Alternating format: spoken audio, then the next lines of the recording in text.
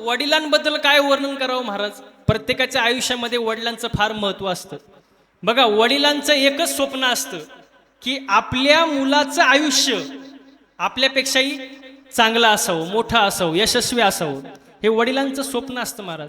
म्हणून मी तरुण मुलांना नेहमी सांगतो कीर्तनाच्या माध्यमातून, बापाने गरीब परिस्थितीमध्ये सुद्धा आपल्याला श्रीमंतासारखं ठेवले. गरीब परिस्थितीमध्ये सुद्धा श्रीमंतासारखं ठेवले. आता आपली बारी आहे कमवायची आणि बापाला श्रीमंतासारखं ठेवायचं महाराज.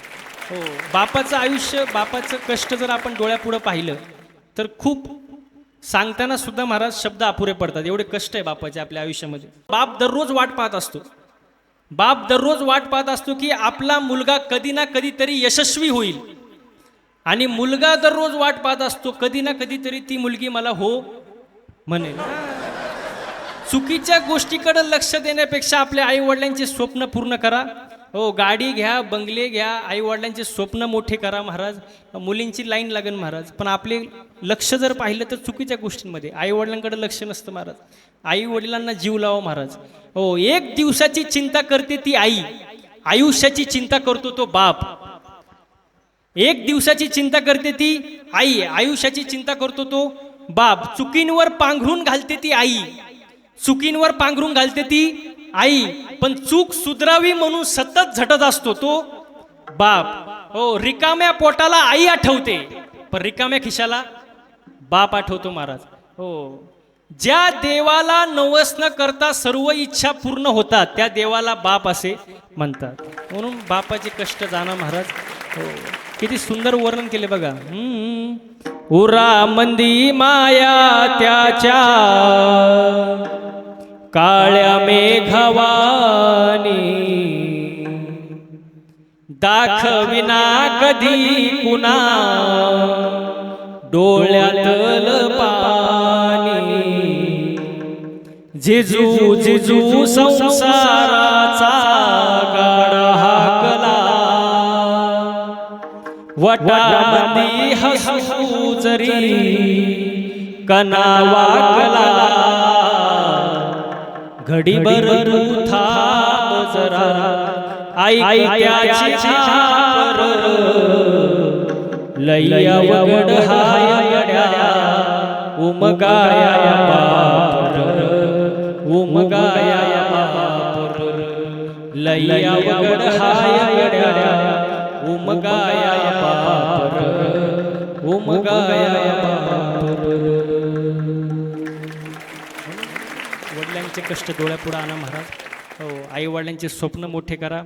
आज सचिनदादा चव्हाण यांच्या वडिलांचा 65वा वाढदिवस आहे महाराज. आणि या वाढदिवसानिमित्ताने कीर्तनाचा कार्यक्रम आयोजित आहे महाराज. हो, खऱ्या अर्थाने त्यांचं भाग्य उजळलं महाराज. आजचा जो अभंग आहे त्या अभंगामध्ये तुकोबारे म्हणतात की माझं भाग्य उजळलं. आता भाग्य उजळणं कशाला म्हणतात? हो, एक असतं पारमार्थिक आयुष्य, एक असतं सांसारिक आयुष्य. पारमार्थिक लोकांना चिंता कशाची असते? भगवंत प्राप्तीची. सांसारिक लोकांना चिंता कशाची असते? पैसा, गाडी, बंगला, घोडी, बायको यासाठी ज्यांना चिंता असते. पण तुकोबाऱ्या म्हणतात माझं भाग्य उजळलं, माझी चिंता संपली. का? संत दर्शनी हा लाभ पद्मनाभ जोडला. संतांच्या आयुष्यामध्ये भेट झाली आणि पद्मनाभ म्हणजे ज्यांच्या नाभीतून कमळ आलंय म्हणजे कोण? भगवंत. भगवंताची मला प्राप्ती झाली. संत दर्शनी हा लाभ पद्मनाभ जोडला. आता तो जो देव आहे, तो जो देव प्राप्त झाला आहे, जोडला आहे, तो कुठं ठेवला? संपुष्ट हृदय पेटी, हृदयामध्ये साठवला. करुणी पोटी साठवू. आणि साठवलेला देव कुठं होता? तो अगोदरपासूनच होता. तुका म्हणे होता ठेवा आणि तो या भावा सापडला. आता सापडला हा जो शब्द आहे तो कधी समोर येतो?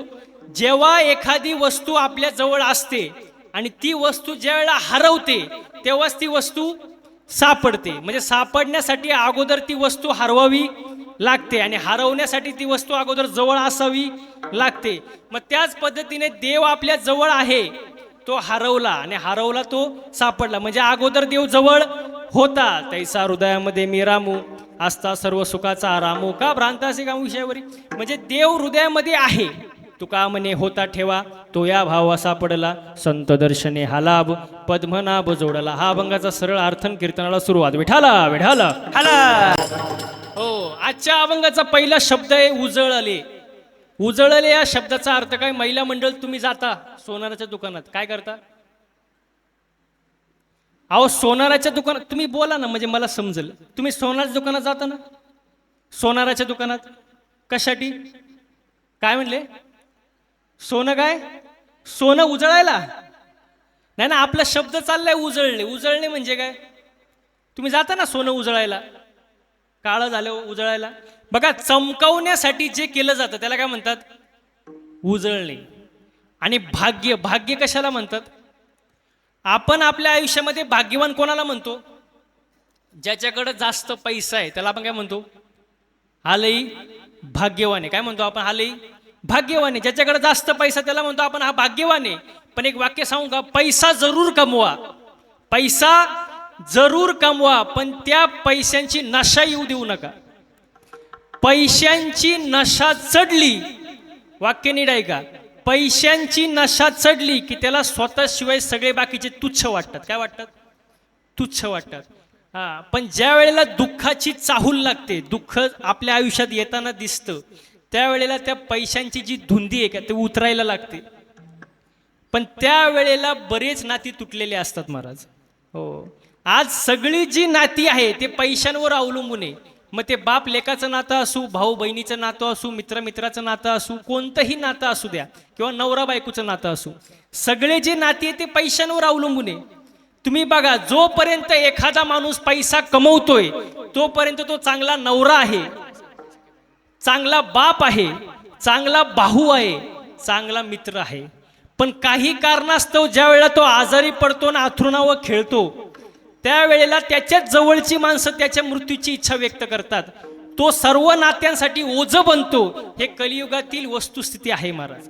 मग तुम्ही म्हणाल याच्यासाठी उपाय काय महाराज? उपाय एकच, उपाय एकच. पैसा भरपूर कमवा, पण त्याच्यापेक्षा जास्त पुण्य कमवा.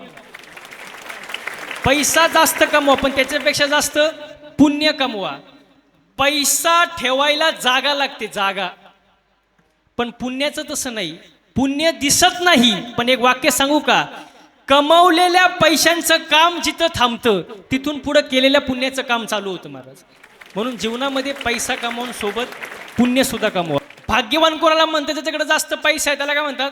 हा भाग्यवान आहे महाराज. हो, अजून भाग्यवान कोणाला म्हणतात? आत्ताच्या काळामध्ये सांगू का? ज्याचं लग्न झालंय, लोक म्हणतात लग्नाचं तर लई अवघड. आता तुम्ही माय का काय बघता? अहो माझं झालंय. त्यांना वाटलं महाराजांचं झालंय का नाही. पैशांचं, ज्याच्याकडे पैसा तो भाग्यवान. ज्याचं लग्न झालं लोक म्हणतात भाग्यवानी, पण लग्नाचं लय अवघड झाले महाराज. आता परिस्थिती एवढी अवघड आहे महाराज. हो, जावई पैशावाला भेटला म्हणून बाप अख्ख्या गावात सांगत सुटला. जावई पैशावाला भेटला, बाप अख्ख्या गावात सांगत होता. पण 1 वर्ष झाले लग्नाला, पोरीच्या चेहऱ्यावर समाधान नव्हतं महाराज. वाक्य नीट ऐका. पैसान गाडीन बंगला बघण्यापेक्षा मुलगा समजूतदार बघा महाराज. कारण पिंजरा सोन्याचा जरी असला तरी पिंजरा तो पिंजराच महाराज. हो, पैसा गाडी श्रीमंती बघण्यापेक्षा मनाची श्रीमंती बघा. तुम्ही सुखी झाल्याशिवाय राहणार नाही महाराज. लग्नाचं आता लय अवघड महाराज. ज्याचं झालंय त्याचं बरं आहे, पण ज्याचं नाही झालं ते रोज एकच गाणं ऐकतं. यंदा यावं माझं नाव साजनीच्या उखाण्यात. आणि एकदा का लग्न झालं की त्याचं गाणंच बदलतं. ये क्या हुआ क्यों हुआ. ते पोरग म्हणते कैसे हुआ. त्याचं कुठं झालं लग्न? लग्नाचं लय अवघड महाराज. शादी का लड्डू खाए वो भी पछताए और ना खाए वो भी पछताए महाराज. लय अवघड विषय महाराज. इथं भरपूर तरुण मुले आलेत कीर्तनाला. त्यांना मी एक लहान भावासारखं मार्गदर्शन करतो. पटलं तर घ्या. बघा, मुलगा पाहत असताना लई देखणं बघू नका, लई श्रीमंत बघू नका, लई बंगल्यावाला बघू नका, लई गाड्यावाला बघू नका. मुलगा पाहत असताना फक्त निर्व्यसनी बघा. तुमचं आयुष्य सुखी झाल्याशिवाय राहणार नाही महाराज. हो, निर्व्यसनी बघा, जो स्वतःच्या पायावर उभा आहे, आईवडिलांची सेवा करतो, कष्ट करतो महाराज, निर्व्यसनी आहे, अशा मुलांना मुली द्या महाराज. हो, ज्याचं लग्न झालंय त्याला भाग्यवान म्हणतात, ज्याच्याकडे जास्त पैसा आहे लोक त्याला भाग्यवान म्हणतात महाराज. हो, ज्याच्याकडे मान आहे, ज्याला समाजात मान आहे, त्याला लोक काय म्हणतात? भाग्यवान म्हणतात. ज्याच्याकडे प्रतिष्ठा आहे लोक त्याला काय म्हणतात? भाग्यवान म्हणतात. हो, पण भाग्यवान कोणाला म्हणतात? जे देवाला शरण गेले महाराज, तो कोण? भाग्यवान महाराज. थोडक्यात जो देवाची भक्ती जाणतो तोची दैवाचा पुतळा. दैववान आहे तो भाग्यवान आहे. मग आजच्या अभंगामध्ये तुकोबरे म्हणतात, माझं भाग्य उजळलं, माझी चिंता निघून गेली. आता चिंता, प्रत्येक माणसाला चिंता असते, माझं कसं होईल? हो, प्रत्येक माणसाला चिंता असते, पण चिंता करण्यापेक्षा देवाचं चिंतन करा, चिंता राहणार नाही. बाबाजी चैतन्याची कृपा झाली तुकोबाऱ्यांवरती, तुकोबाऱ्यांना अनुभव आला. काय अनुभव आला? अभंगाचं पहिलं चरण. उजळले भाग्य उजळले भाग्य आता अवघी चिंता वरली. तुकोबाऱ्या म्हणतात, माझं भाग्य उजळलं आणि माझ्या आयुष्यातील चिंता निघून गेली. आता परमार्थिक माणसाला चिंता कशाची? देवाच्या प्राप्तीची. पण संतांचं दर्शन झालं आणि देवही प्राप्त करून घेतला. कोणी? तुकोबरायांनी. भाग्य, भाग्य जे असतं ना, भाग्य, भाग्य बदलता येत नाही. प्रत्येकाचं जे भाग्य जे आहे ते होणारच आहे. प्रारब्ध बदलता येत नाही, प्रारब्ध बदलता येत नाही. सगळ्यांचा बाप आपला कोण? देव. त्याचा जन्म जेलमध्ये झाला. कोणाचा? कोणाचा? कृष्णाचा. एकाचा जन्म जेलमध्ये, एकाचा जन्म राजवाड्यात. एकाचा जन्म दिवसा 12ला, एकाचा जन्म रात्री 12ला. एकाचा जन्म अष्टमीला, एकाचा जन्म नवमीला. एकाचा जन्म उन्हाळ्यात, एकाचा जन्म पावसाळ्यात. म्हणजे प्रारब्ध बदलता येत नाही. देवाला चुकलं नाही, आपल्याला चुकणार आहे का? हो, नाही चुकत महाराज. हो, गाया वळणारा कृष्ण द्वारकेचा राजा झाला. गाया वळणारा कृष्ण द्वारकेचा राजा झाला आणि त्याचा सक्का मित्र सुदामा पोहे बांधायला फडकं नाही. ज्याचं त्याचं प्रारब्ध महाराज. अन्नमान धन हे तो प्रारब्ध अधीन. प्रारब्धात जे ते होणारच आहे महाराज. बघा, याच्यापेक्षा सोपं करून सांगतो तुम्हाला. बघा, एकाच खाणीतले दगडे, एकाच खाणीतले 3 दगडे, एका दगडावर लिहिले नारळ येथे फोडा, एका दगडावर लिहिले चप्पल येथे काढा आणि एका दगडावर लिहिले मूर्तीला स्पर्श करू नका. ज्याचं त्याचं काय? बोलत जा. ज्याचं त्याचं काय? प्रारब्ध आहे. नाही समजलं का? बघा, अजून एक उदाहरण देतो. पाणी एक आहे, मोटार एक आहे, विहीर एक आहे. पाणी मिरचीला गेलं तिखट झालं, कारल्याला गेलं, बोलत जा, कारल्याला गेलं कडू झालं, उसाला गेलं, हे ज्याचं त्याचं प्रारब्ध आहे. नाही समजलं? अजून सोपं करून सांगू का? एकच बाप आहे 3 पोरं आहे. एकच बाप आहे 3 पोरं आहे. हो, थोरलं दारू पितंय, मधलं जुगार खेळतंय, लहान पोरगी घेऊन पळून गेलं. बापाचा काय दोष? म्हणजे ज्याचं त्याचं काय आहे? प्रारब्ध आहे. आणि प्रारब्ध बदलता येत नाही. मग तुम्ही म्हणाल काय करता येतं? कर्म बदलता येतं ना. माणसाच्या हातात काय आहे? कर्म आहे. कर्म माणसाचं कसं पाहिजे? चांगलं पाहिजे महाराज. कर्म, हो, चांगलं बोललं पाहिजे, चांगलं वागलं पाहिजे. माणसाचं बोलणं चांगलं पाहिजे महाराज.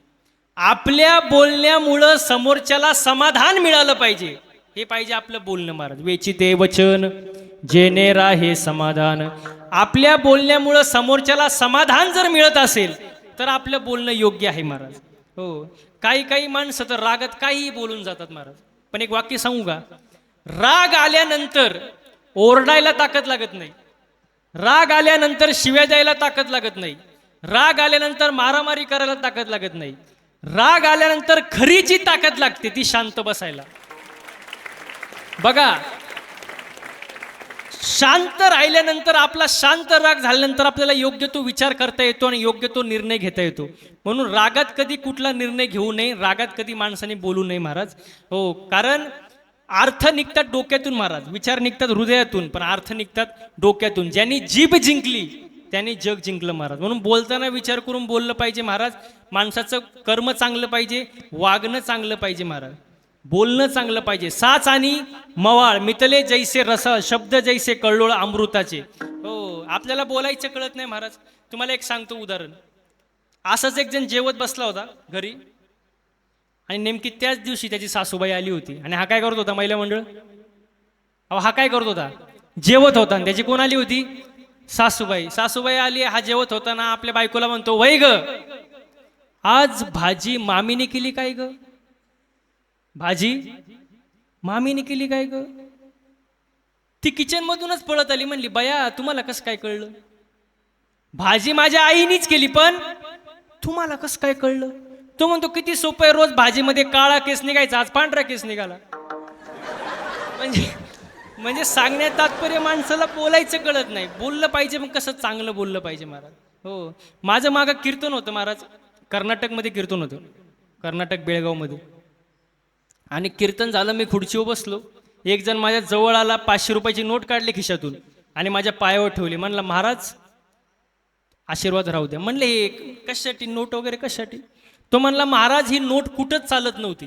म्हणलं कुठं चालत नाही, ती इथं चालेल का? म्हणजे बोलायचं कळलं पाहिजे ना, चांगलं बोललं पाहिजे, माणसाचं वागणं चांगलं पाहिजे महाराज. परमार्थ करत असताना माणसाचं चालणं, बोलणं, राहणं, उठणं, बसणं, वागणं यात बदल झाला पाहिजे, तेव्हा परमार्थ होत असतो आणि तेव्हा भाग्य उजळत असतं महाराज. हो, म्हणून भाग्य उजळण्यासाठी सर्वात प्रथम आहे संतांची. संताविना प्राप्ती नाही, ऐसी वेद देती ग्वाही. संतांशिवाय काही होऊ शकत नाही महाराज. अरे प्राप्तीचे उपाय धरावे संतांचे ते पाय, तेने साधती साधने तुटते भवाचे बंधने. बघा, संतांशिवाय देवाची प्राप्ती नाही. संतांचं दर्शन होणे आयुष्यामध्ये फार महत्त्वाचे आहे महाराज, कारण त्याच्यामुळं लाभ होतो महाराज. काय होतो? लाभ. लाभ फार महत्त्वाचा महाराज. कुठलीही गोष्ट करा तुम्ही, फायद्याशिवाय कुठली गोष्ट कोणी करत नाही. फायदा असेल तरच ती गोष्ट करतात महाराज. हो, बघा ना, एखादा माणूस तुम्ही कामाला ठेवा तर तो पहिला प्रश्न काय विचारतो?